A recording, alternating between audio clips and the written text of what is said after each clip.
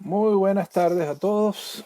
Ya arrancando el día viernes de hoy, un poquito despeinado acá. Arrancando el en vivo de hoy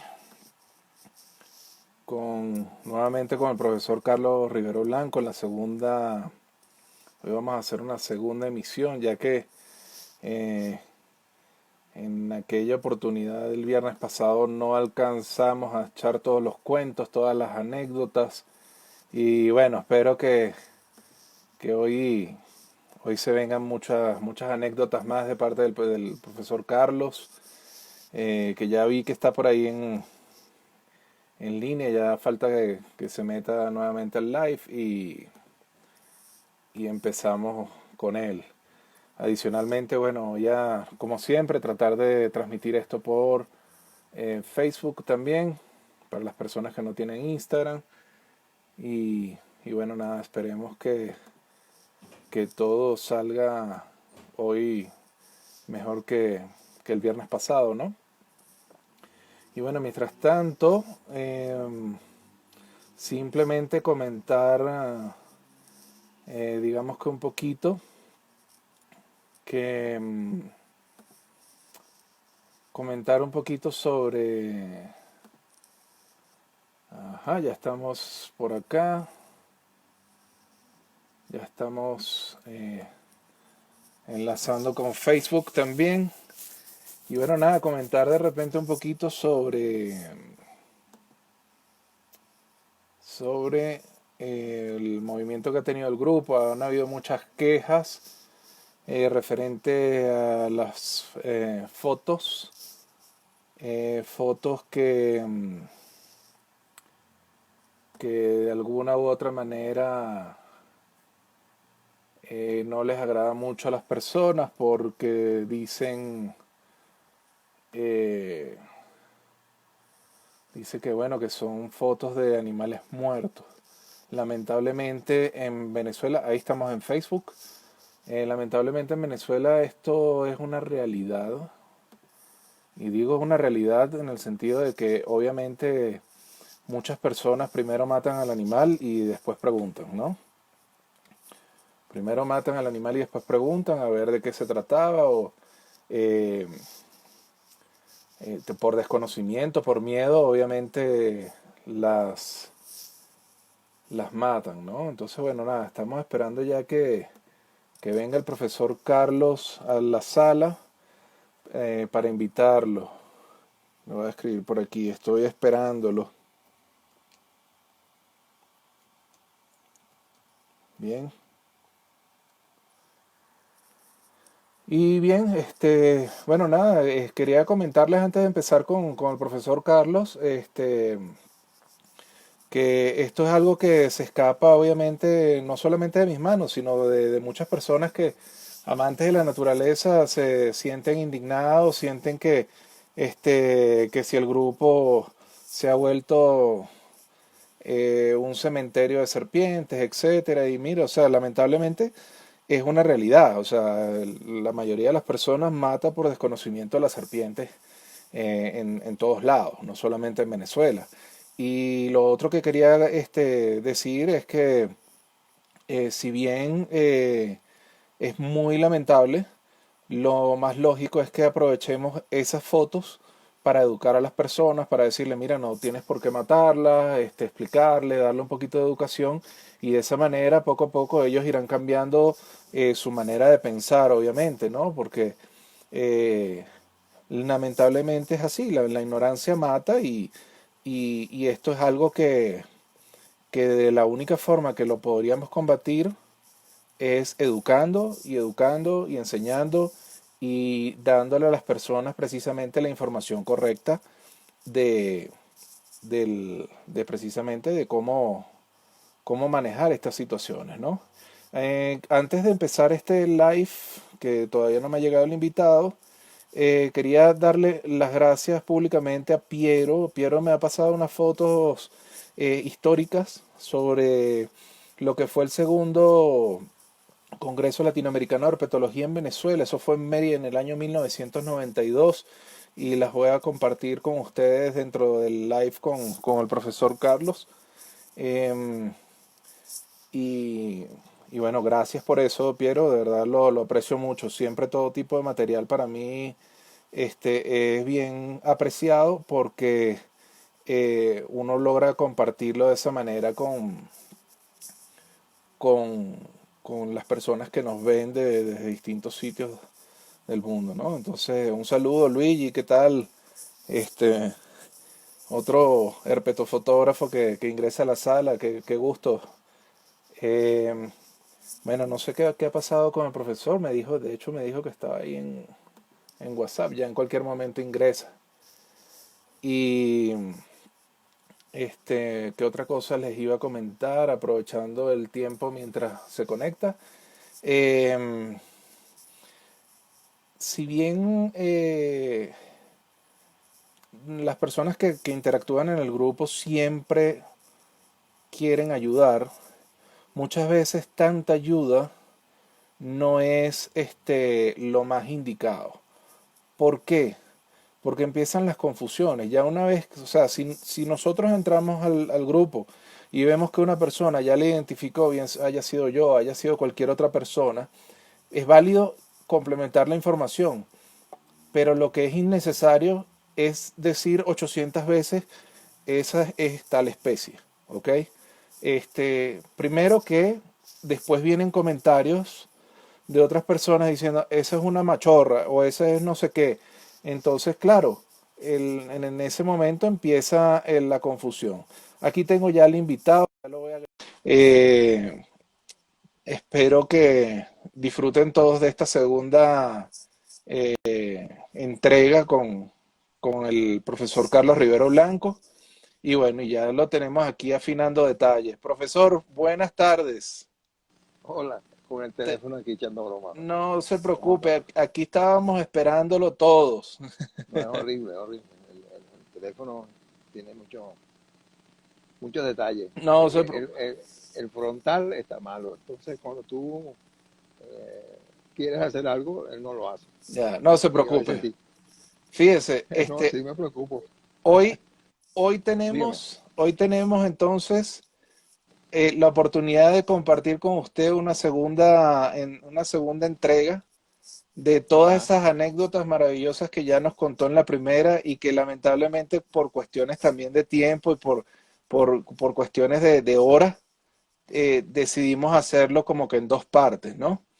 Y claro. antes de comenzar, le estaba dando las gracias a un participante que hoy me compartió unas fotos de lo que fue el segundo Congreso Latinoamericano de Herpetología, que fue en Mérida. Ajá. Y yo se las iba a compartir, de hecho, por acá para que usted las viera. No sé si usted estuvo en ese congreso, pero de verdad que fue bien interesante a nivel histórico, es muy interesante poder ver esas fotos, ¿no? Eso fue en el año de 1992. Ajá. Yo no me Entonces, acuerdo. Debo haber estado, pero no me acuerdo. y por ahí Tendría que haber sido. le tengo otras sorpresitas, pero por ejemplo, entre las fotos que me compartieron, ahí Ajá. el que está en el fondo, no sé si lo logra ver bien, está el señor Carlos, perdón, el Steve Gorzula. Demasiado pequeño que va, imposible. No, la cabeza Luego, no. luego se las voy a compartir para que las pueda Ok, ver cómo es. chévere, excelente. Sí, ahí está Steve Gorzula, por aquí está Banzolini, creo que es, Pablo Emilio. Pablo Emilio Banzolini. Yo recuerdo que él estuvo en Caracas una vez y yo lo llevé al Parque del Este, Ajá, pero ya estaba Saúl allí en el Parque del Este, o sea, fue en este siglo. ya. Sí, sí. Por aquí a este personaje sí no lo logro identificar. De hecho, por ahí Gilson me está ayudando a identificar, ¿no? Que se ve Y muy pequeño en la imagen. sí, se ve un poco pequeño. En esta sale el doctor Jaime Pefor a mano izquierda en la chaqueta verde. Ajá, sí. Hombre, Ajá, está jovencito. estaba jovencito, sí. Y bueno, en fin, varias fotos me compartió. Aquí estaba el doctor Escanone al lado del señor de la camisa roja. Ajá, hay personas que lamentablemente no identifico. Por ejemplo, el de la camisa roja se me parece mucho a, a Salvador Boer, pero yo no sé si tendría que verla más de cerca después yo para... se las mando después. A ver, Y claro. adicionalmente a eso, a mí me compartieron estas fotos que son precisamente publicaciones de usted. Ajá, eso es, sí, sí, la revista Línea. La revista Líneas, ajá. Sí, sí, sí. Tanto ese, Ese es un artículo sobre la selva nublada. ajá. Y Aquí tiene otro sobre caimanes que también escribió cor- usted. correcto, sí. Ajá. Aquí tiene otro que lamentablemente por el formato de Instagram no logramos ver muy bien, pero también es otra de las publicaciones que usted tiene por ahí. Y por supuesto, las publicaciones en Natura, que fue, Ajá. creo que la primera que usted hizo en Natura. De, Puede ser, sí, sí. La sí, de las cifronectes y las culebras de dos cabezas. ajá, exactamente. Creo que es esa. Creo que es esa. Entonces, bueno, por ahí precisamente me habían compartido esa información. Ajá. Y bueno, recuerdo que quedamos en el cuento de la Guáquira. Precisamente usted me estaba contando eh, los inicios de la Guáquira, si mal no recuerdo. Entonces Ajá. podríamos continuar desde ahí, profesor. Sí, bueno, sí, sí, cómo no. Ahora, lo que pasa es que si vamos por fecha, hay una Ah, cosa que yo quisiera mencionar primero, porque ocurrieron primero, pues, por por supuesto. supuesto, Y tú sabes que en la vida lo que uno va haciendo siempre está prelando sobre las cosas que luego ocurren. correcto. Y, o sea que unas cosas dan pie a otras, ¿ok? Así mismo, Ujú. como es lógico, ¿no? Entonces, eso que tú mencionabas, estos artículos, yo tengo muchos artículos escritos sueltos así. O sea, yo escribí una vez un pequeño libro, pero que está basado en artículos del Nacional, que escribí en el Nacional. Pero yo llegué a el Nacional por otras circunstancias. Eh, en Venezuela estaba una señora norteamericana que era observadora de aves, que se llamaba Betsy Trent Thomas. Ok, Y Betsy Trent Thomas, un buen día, escribió una columna de periódico en el Daily Journal sobre la naturaleza. ok. ¿Okay?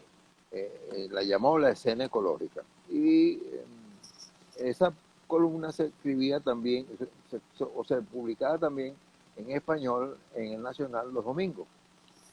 Eso duró más o menos un año hasta que Betsy, luego de un trabajo muy tedioso que tuvo ella para formar la Sociedad Audubon, la primera, la SCAP, la Ujú. Sociedad Conservacionista Audubon de Venezuela, SCAB.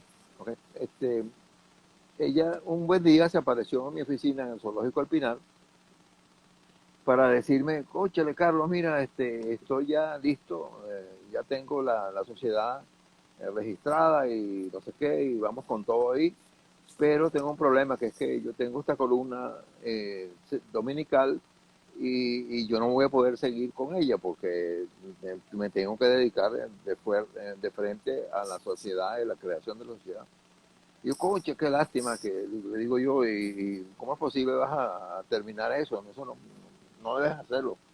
Entonces me dijo, bueno, chico, ¿por qué no lo haces tú? Entonces, eh, desde ese momento, ella llega y me reta a hacer yo la columna. Yo jamás en mi vida había escrito para la prensa. Y bueno, fue cuestión de atreverme, como muchas otras cosas que me ha tocado hacer en mi vida y que nos toca a todos Claro, resolver, pues, ¿no? ¿Ok? Porque así son las decisiones. Te enfrentan un determinado momento y tú tienes que pensarlo bien, analizar la cosa y decidir. Entonces, en ese momento, bueno, eso me movió, pero yo le digo, bueno, ok, yo puedo tratar. Uno lo más que puede hacer es morir en el intento. claro. Entonces, pero hay que intentarlo.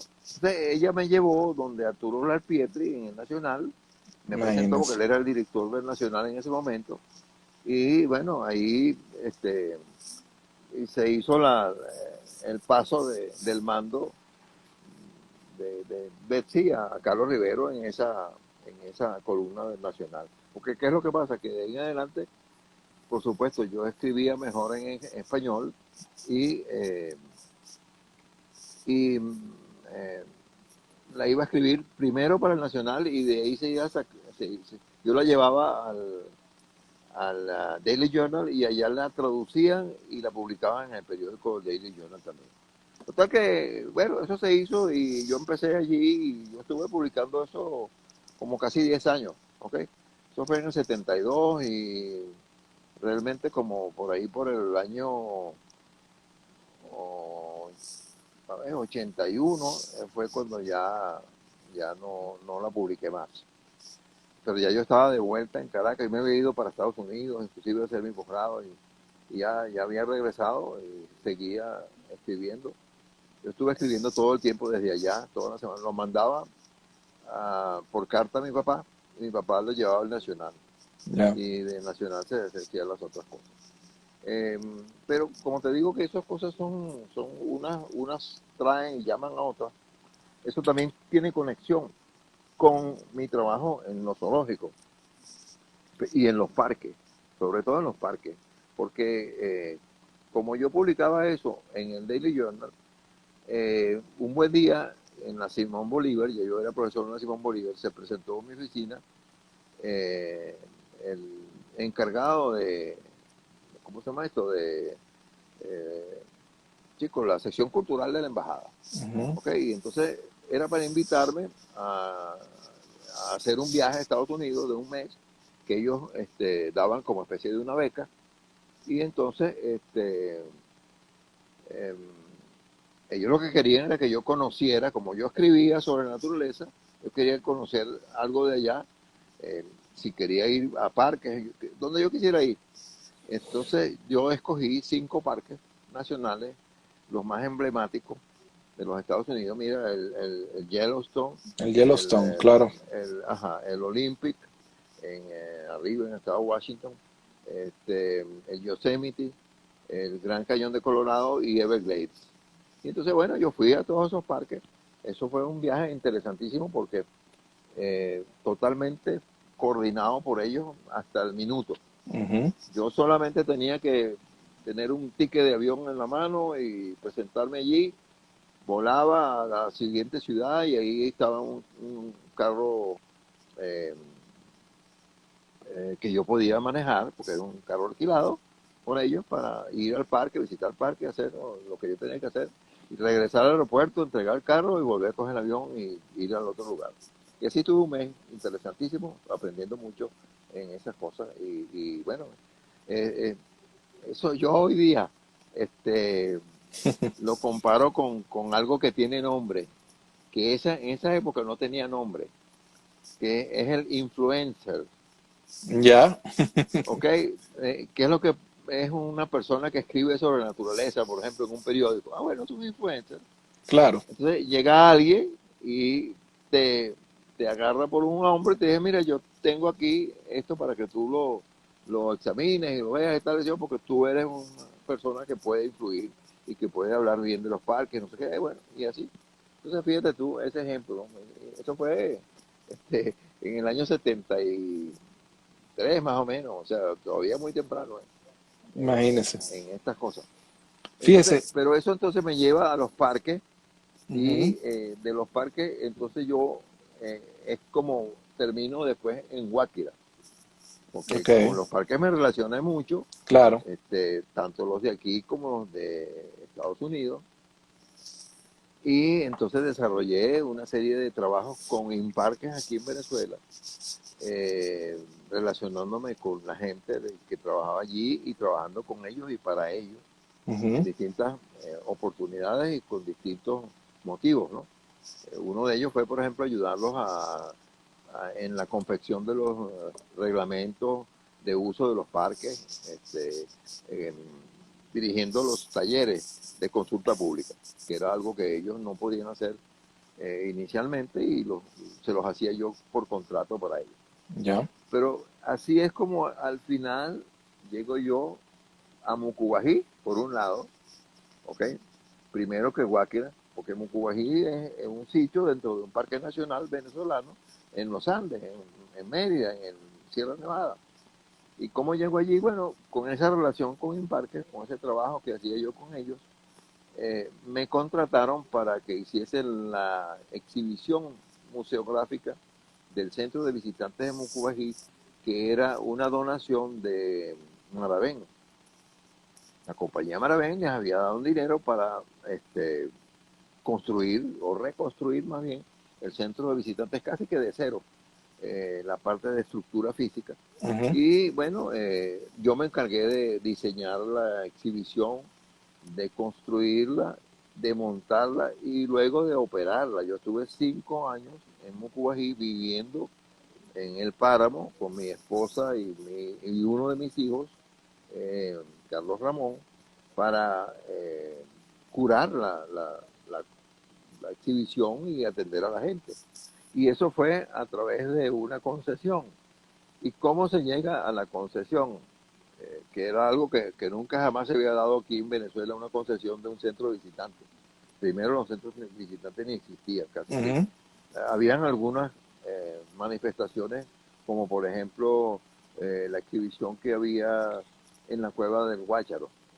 Era una pequeña exhibición, pero no era un centro de visitantes. Esto sí era un poquito más escala arriba, pues.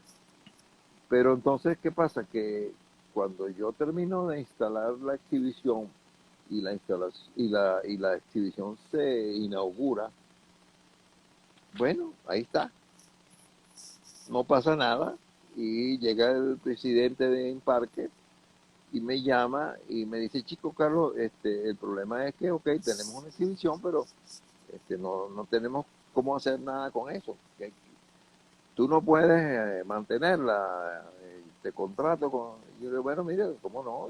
Pero, pero yo puedo, por ejemplo, tener una concesión y, bueno, perfecto. Y eso fue con lo que se hizo.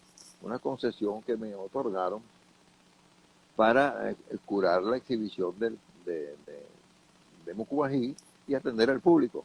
Y eso fue una experiencia interesantísima y muy rica en aprendizajes para nosotros, porque para mí por lo menos significó participar en el concepto, participar en el diseño, participar en la creación, en la instalación y luego en la manutención, el Ujú. mantenimiento de aquello durante 5 años y por supuesto la interacción con el público, con el visitante. Claro. Eso fue, yo creo que nadie en este mundo hace eso solo. O sea, eso siempre se estila en que alguien diseña, otro construye, el Claro. otro hace esto y así. Pero a mí me tocó hacer todo eso muy interesante Qué y se bueno. aprende muchísimo. ¿Ok? Se aprende muchísimo. Entonces, eso fue lo que por ese lado, ¿verdad? Me lleva a mí desde leer, desde escribir, desde el Nacional, desde el Daily Journal, la parte de museos en La Salle, la parte de museos en la Universidad Central, Museo de Biología, ¿verdad? Y todo lo que era la parte docente de enseñanza en la católica y las prácticas que hacíamos con mis alumnos en los parques nacionales. Bueno, todo eso te va llevando a una cuestión que termina, por un lado, en Mucubají, muy concreta, en una exhibición, en un centro de visitantes, eh, y por otro lado, en Guáquira, que es la creación de una nueva figura, una reserva natural, ¿ok? Ujú. Que también es en parte como una especie de herencia de algo que ya yo había hecho también, en otro tipo en otra rama de mi comportamiento como profesional, que fue que en los años 80, a mediados de los años 80, eh, la Universidad Francisco de Miranda, en Coro, en equipo con el ILDIS, Instituto Latinoamericano de Investigaciones Sociales, crearon dos maestrías, una sobre, ¿cómo se llama? Diseño de exhibiciones y diseño de facilidades en los parques o en las áreas protegidas, y su mantenimiento, que tenía más que ver con una materia más hacia la arquitectura, o sea, el Ok, diseño de lo que significa recibir visitantes en un parque nacional. Ok, eso por un lado. Y por otro, una maestría en lo que era la parte conceptual y metodológica de la recreación, tanto en áreas naturales protegidas como en parques recreacionales. Entonces, esas dos maestrías, yo di dos materias, una en cada una de ellas, que justamente manejaban esa, esa materia, pues en cada una de ellas. En una de ellas la parte de equipamiento, ¿verdad? Más para arquitectos, como te digo, y la otra, la parte de planificación de la recreación, que es otra cosa que aquí aparentemente no se ha tomado muy en serio nunca, sino más o menos por encimita, a la ligera. Y resulta que tenemos unos parques de recreación, pero no hay realmente una institución que de verdad maneje la recreación como concepto, como actividad del ser humano, que por cierto es mucho mejor que un hospital. La recreación humana te evita que mucha gente llegue a los hospitales enfermos de lo que sea, incluso locos, ¿ok? Entonces, claro. No, es muy y importante, apartando eso, el valor educacional que tiene. ajá, pero es sanitariamente la recreación es importantísima, Ujú. importantísima, porque te previene una cantidad de cosas que pudieran ser problemáticas en la vida del individuo. Claro. Bueno, Fíjese, entonces, profesor, ajá, dime, antes de que continúe y disculpe que lo interrumpa, dime. es que Gilson me ha estado precisamente colaborando también con otras fotos que son Ajá, muy interesantes ajá. y yo quería precisamente compartirlas aquí en el live. Lo voy a llamar Hilson el espíritu.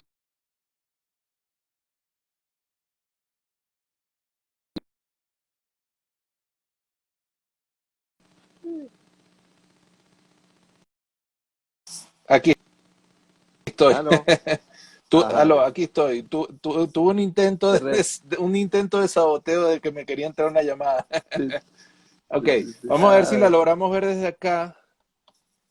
Eh, ajá. esta foto me la está Ah, claro, compartiendo claro. él.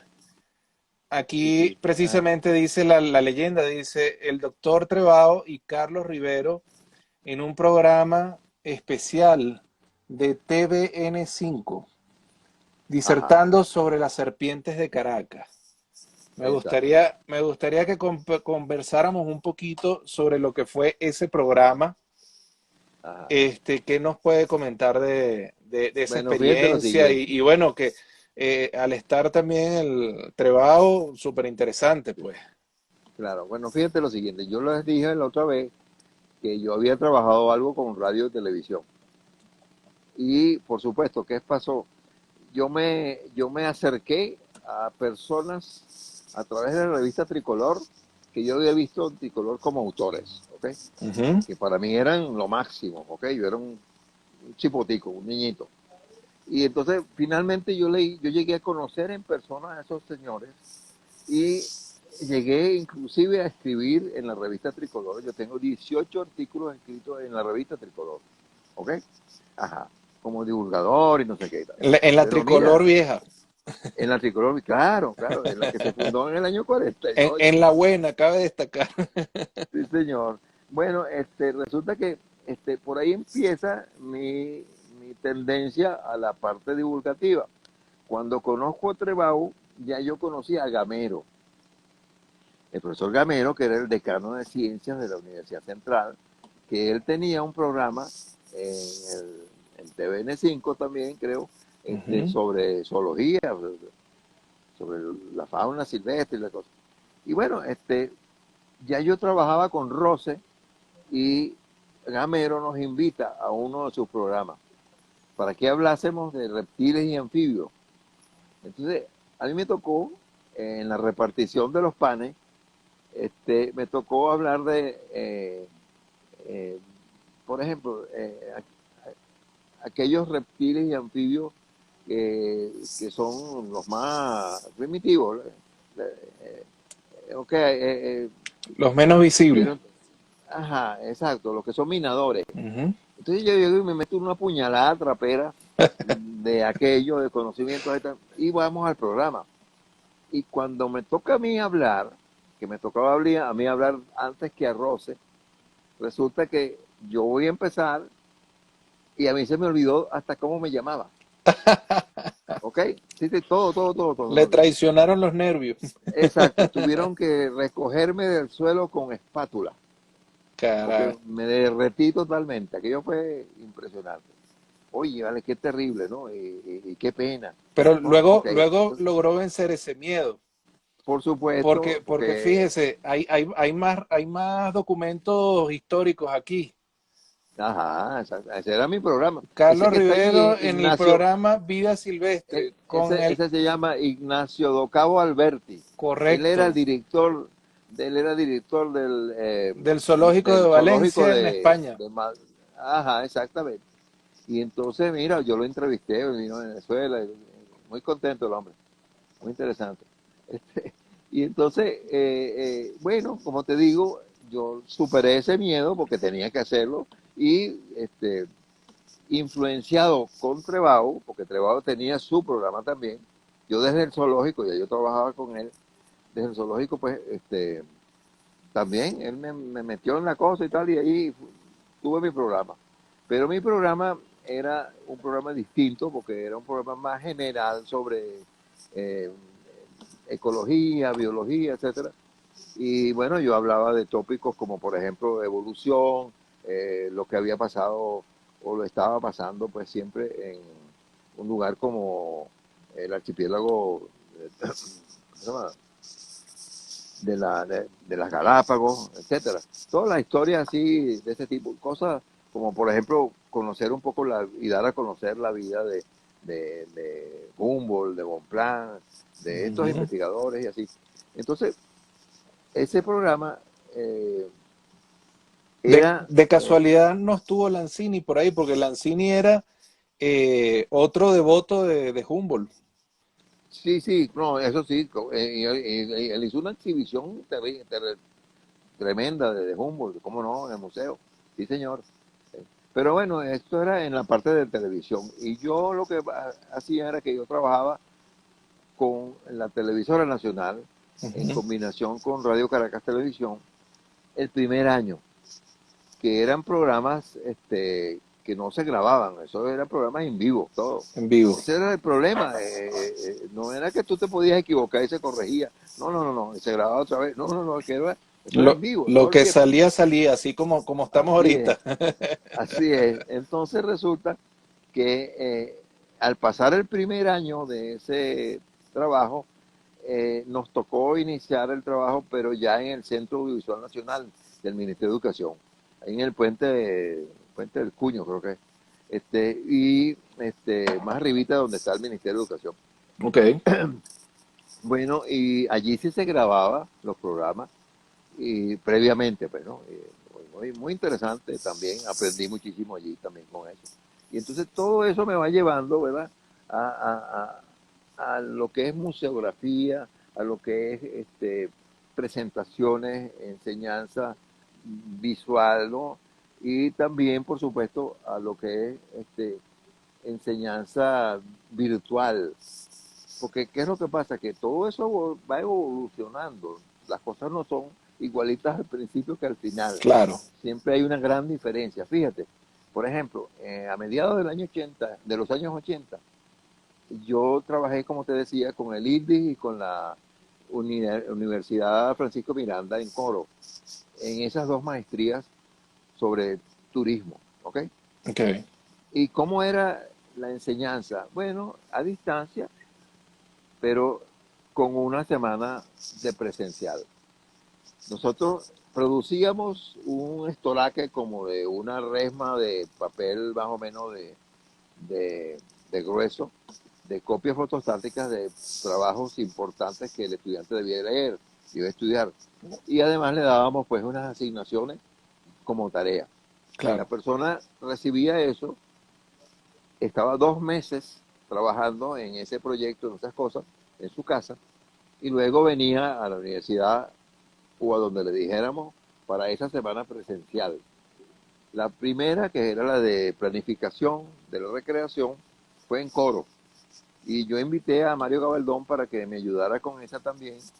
Y fuimos a Montecano. Y en Montecano lo que hicimos fue una práctica como para poner a los alumnos a ver un lugar, a pensar en qué podía hacerse con la conservación de ese lugar y qué tipo de figura jurídica podía eh, adjudicarse a ese lugar.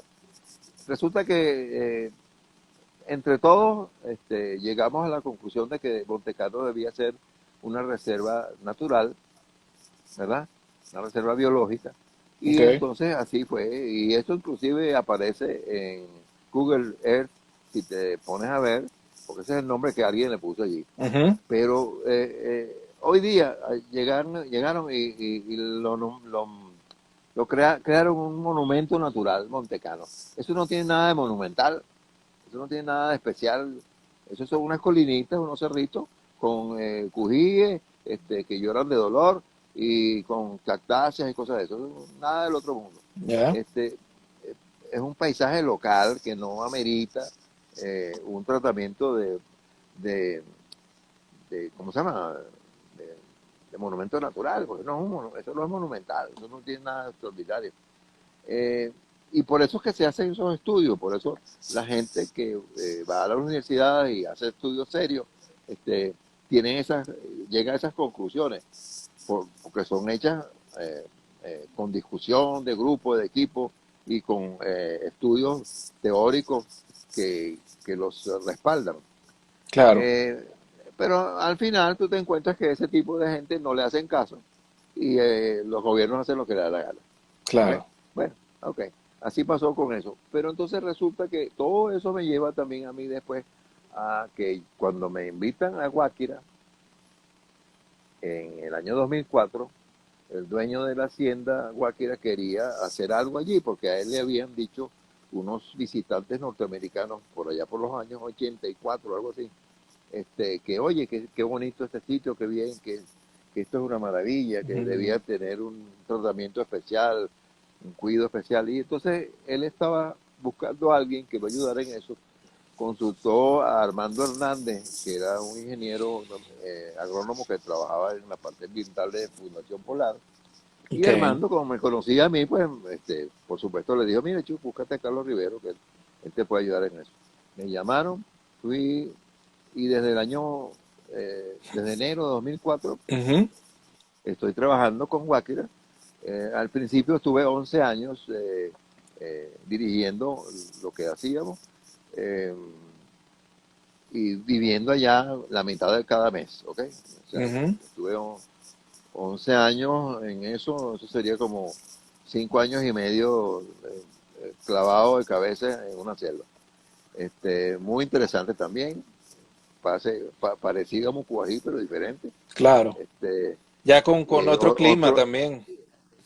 sí, no, pero mira, yo, yo sirvo para cualquier clima, Ya. me encanta. Bueno, yo, Y yo he descubierto que para la sierra no estoy muy preparado no, por no, el no, frío.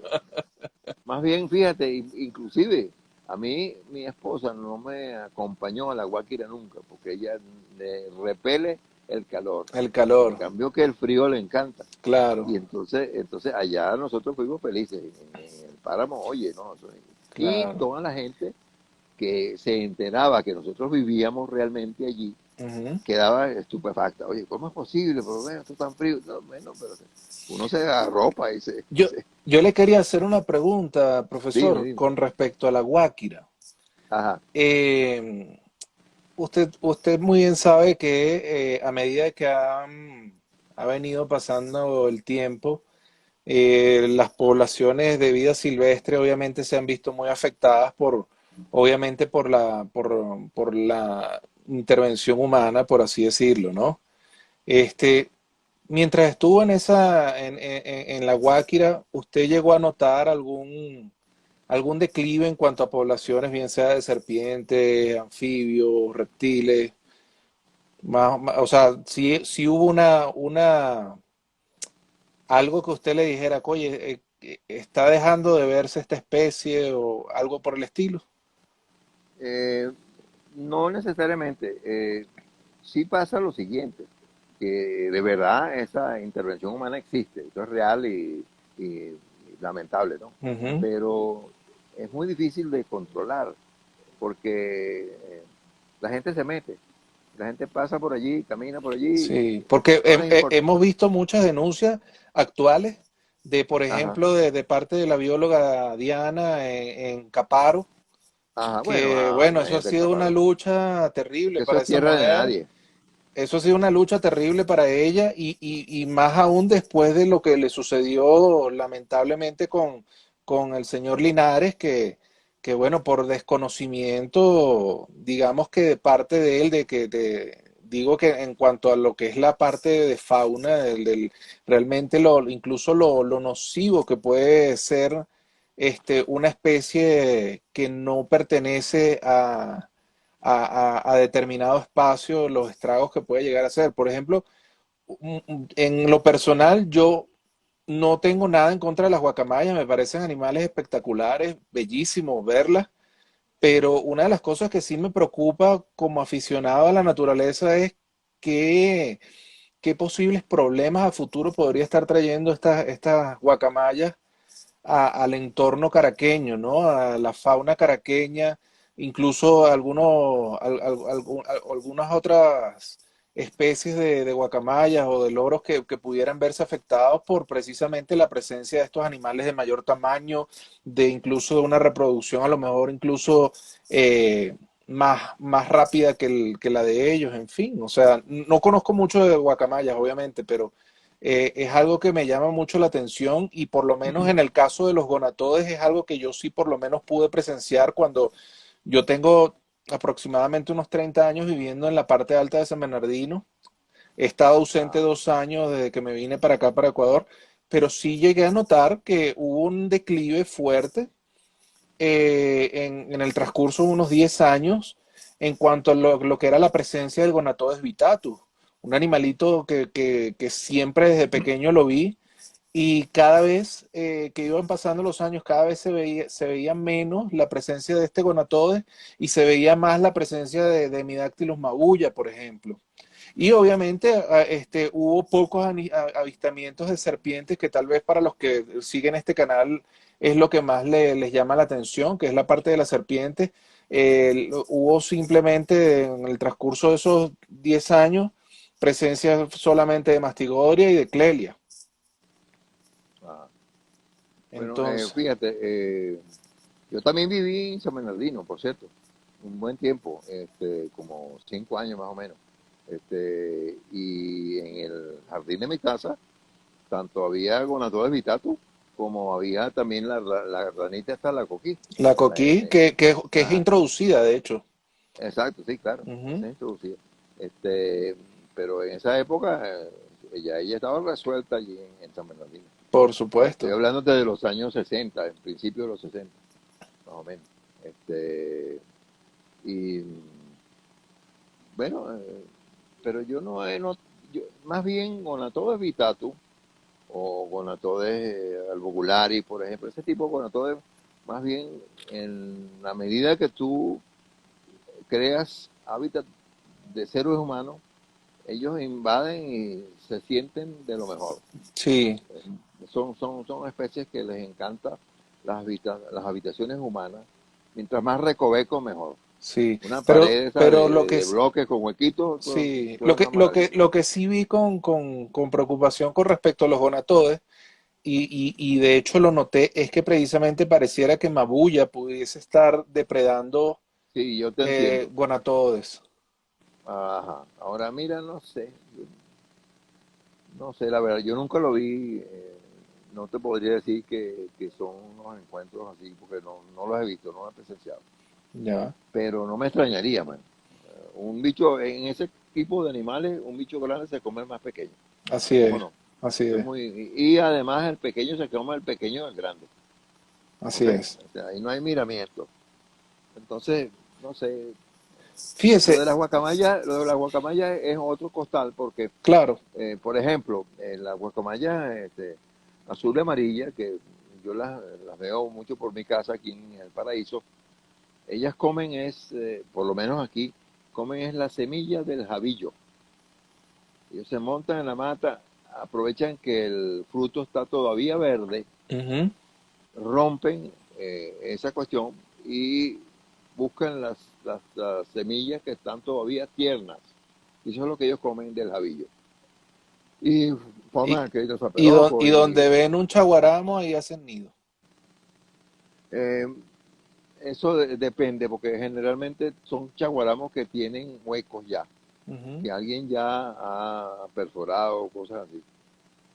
O que son chaguaramos que han sido afectados por la Brazolis, que es la mariposa esta que se come todos los chaguaramos y lo deja sin hoja, y también aprovecha, pues, secundariamente, Ya. el tronco del chaguaramo viene a ser el nido del citasiforme, pues, ¿ok? Ya. Ahora, una cosa que le quería preguntar, profesor. Ajá. Usted que vivió esos programas espectaculares del doctor Trebao, ¿qué tanta falta hacen hoy en día? Bueno, fíjate, habían esos dos que te digo, el de Trebajo y el de Gamero, los Ujú. dos eran buenísimos, los dos eran totalmente distintos. El mío tenía otro corte más diferente. O sea, cada quien tenía su programa Su diferente. estilo. ¿Ok? En la revista eh, Natura, yo escribí un artículo, y creo que fotos.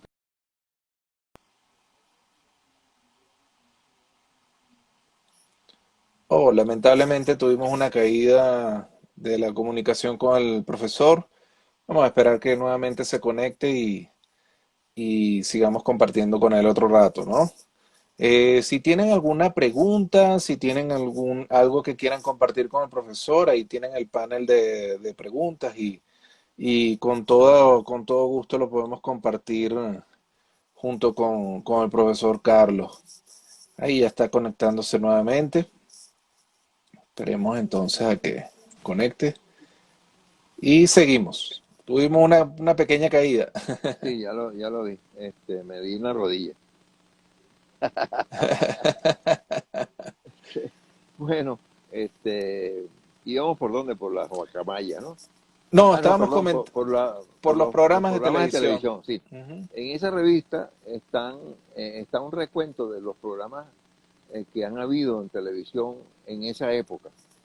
Y creo que había otro de un profesor que trabajaba en el Ministerio del Ambiente.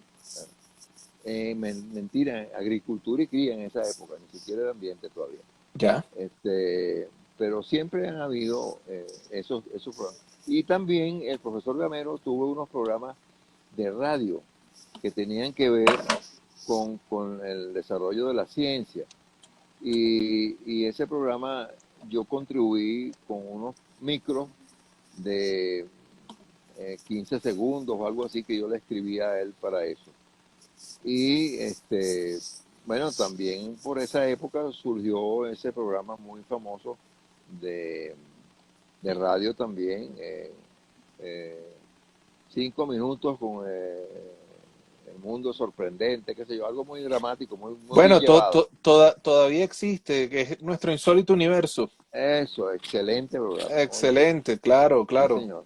Yo soy Ahora fíjate que, fanático de esos relatos claro, y claro, sobre todo que Porfirio Torres, que es el locutor, ajá, tiene precisamente esa voz característica de darle eh, dramatismo, sí un señor, dramatismo vivencial, de que exacto, uno está exacto. escuchando la historia. De hecho, fue muy interesante que en esos programas de nuestro insólito universo, de hecho están colgados por ahí en YouTube, está la historia de Nacarit de Sander Montilla, y hay otras, como creo que dos o tres historias más con serpientes en ese programa de nuestro insólito universo.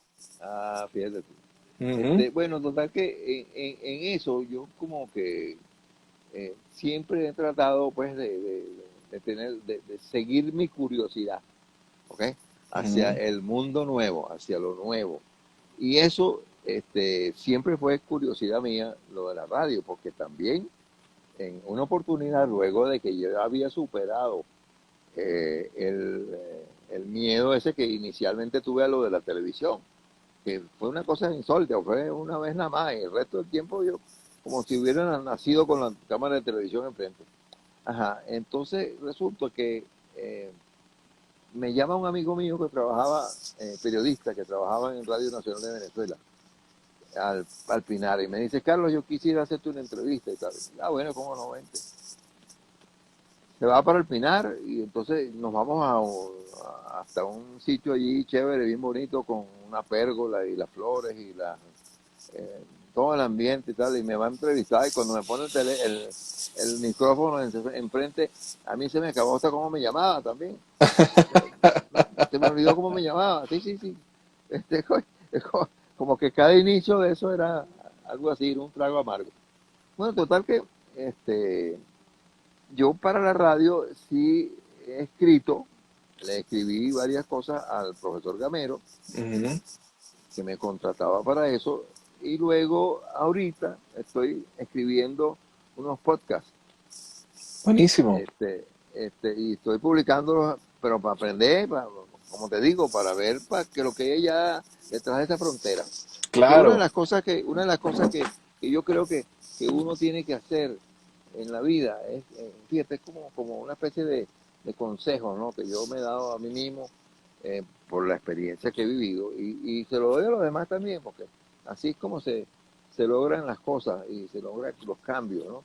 Por ejemplo, tú practicas las operaciones matemáticas, sumar, restar, multiplicar, dividir y potenciar, ¿verdad? Cuando integras aquello, lo que tú sabes de cada una de esas operaciones, este, en abstracto, ¿verdad? Y lo llevas a nivel de vida. Tú lo que haces es que estás integrando un conocimiento y luego lo potencias, Claro, lo sueltas. O sea, claro. Y lo me da, retransmites.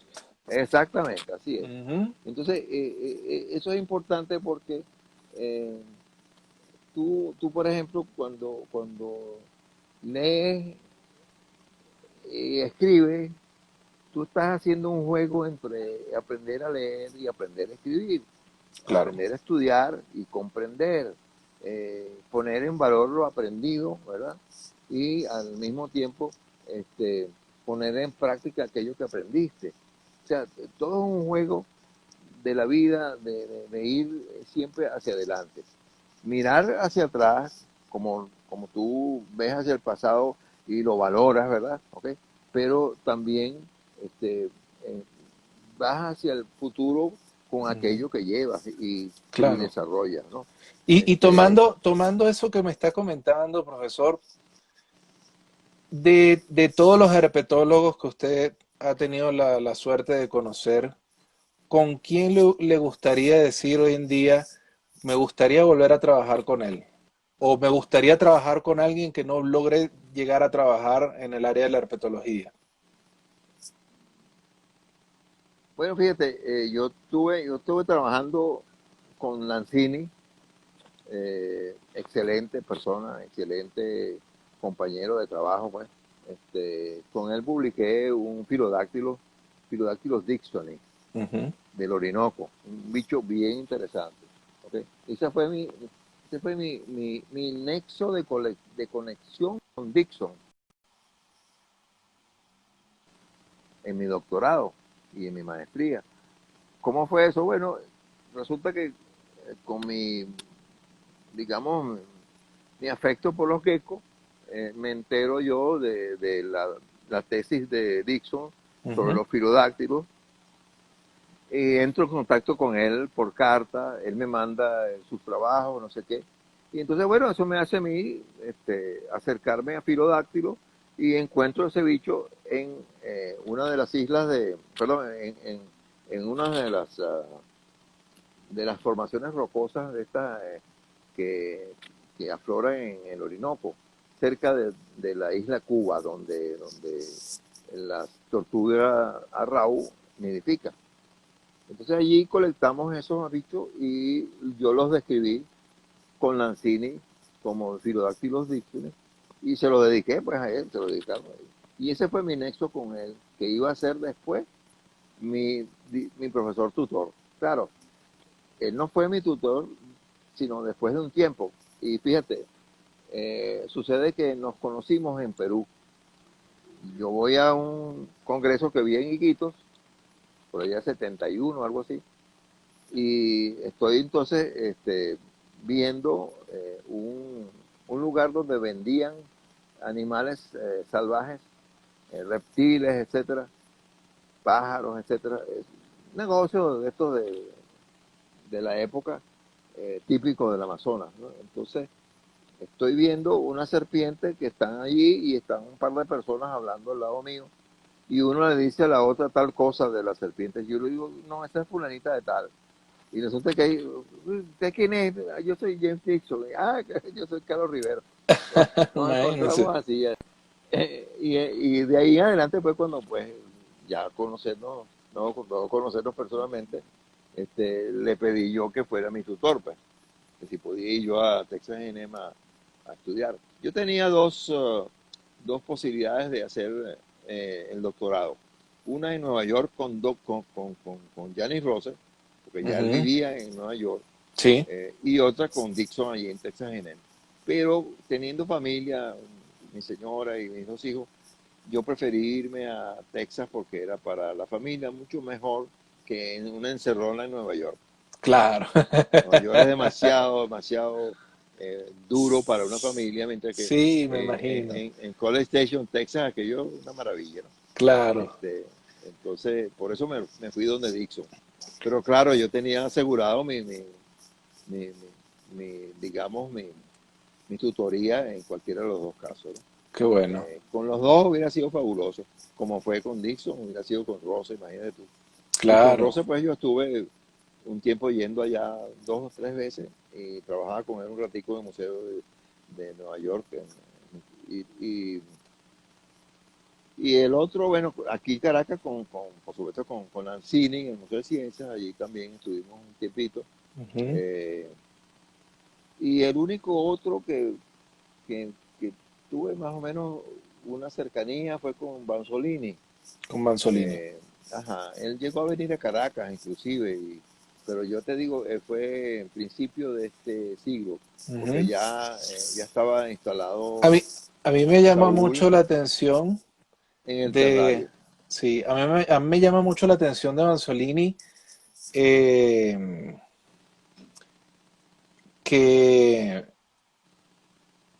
hizo muchas cosas como que en corto tiempo, ¿no? Bueno, es que el tipo era un monstruo, el tipo era un monstruo de trabajador y cuando tú estás como director, eh, ¿cómo llaman? De por vida, porque esos son los títulos en Brasil. Ujú. O sea, tú eres, ¿no?, como el rey, pues, del departamento de zoología de Quedan dos ajá, minutos. Disculpe, ajá, ok, quedan 2 minutos del primer live. Vamos a seguir con el siguiente, ¿de acuerdo? ok, Era para que no se le vaya a cortar. Quedan 2 minutos. Ajá, ok. me estaba comentando. Ah, bueno, que entonces él era como un rey allí, pues, tipo Claro. impresionante, pues, como te digo, y además que él era un personaje muy especial. ¿Sabes que él era un cantautor? Sí, Que era, sí. De hecho hay un programa, creo que está en YouTube, que habla sobre la vida de Banzolini y sus distintas facetas. sí, sí, Fíjese porque es que algo, Basolini, profesor. Vamos a hacer ajá, algo. ok, Vamos a terminar este live para que no se nos vaya a cortar y no vaya a cortar en medio de un relato. de Y acuerdo, volvemos enseguida entonces con el siguiente. ok, chévere, ¿Vale? Ok, bonito, bye. muchísimas gracias. Entonces ya volvemos. Gracias a ti.